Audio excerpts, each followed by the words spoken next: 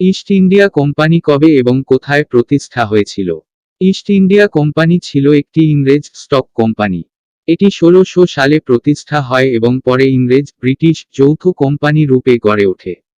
ভারতীয় উপমহাদেশ এবং দক্ষিণ পূর্ব এশিয়া এবং পরে পূর্ব এশিয়ার সাথে কোম্পানিটি ভারতীয় উপমহাদেশের বৃহৎ অংশ এবং দক্ষিণ পূর্ব এশিয়া ও হংকংয়ের উপনিবেশিত অংশের নিয়ন্ত্রণ লাভ করে।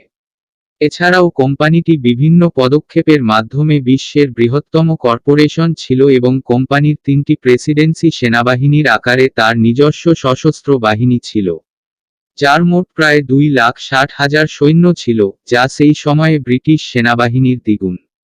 মূলত governor and company of merchants of London trading in east Indies হিসাবে চার্টার্ড, কোম্পানিটি 1700 দশকের মাঝামাঝি এবং 1800 দশকের শুরুতে বিশ্বের অর্ধেক বাণিজ্যের জন্য দায়ী ছিল, বিশেষ করে তুলা, সিল্ক, নীল রং, চিনি, লবণ, মশলা, লবণ পেট, চা এবং পরে আফিম সহ মৌলিক পণ্যগুলিতে।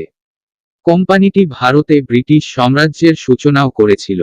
কোম্পানিটি শেষ পর্যন্ত ভারতের বিশাল এলাকা শাসন করে, সামরিক শক্তি প্রয়োগ করে এবং প্রশাসনিক কার্যাবলী গ্রহণ করে।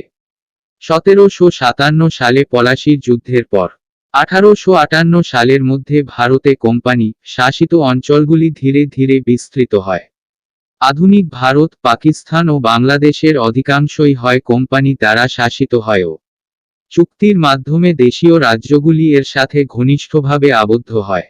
1857 সালের ভারতীয় বিদ্রোহের পর 1858 সালের ভারত সরকার আইনের ফলে ব্রিটিশ ক্রাউন নতুন ব্রিটিশ রাজের আকারে ভারতের সরাসরি নিয়ন্ত্রণ গ্রহণ করে।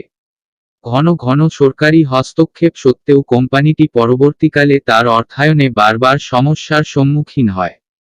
কোম্পানিটি 1874 সালে 1 বছর আগে প্রণীত East India stock dividend redemption অ্যাক্টের শর্তাবলীর অধীনে বিলুপ্ত হয়ে যায়, কারণ ভারত সরকারের আইন তখন এটিকে ভেস্টিজিয়াল, ক্ষমতাহীন এবং অপ্রচলিত করে তুলেছিল।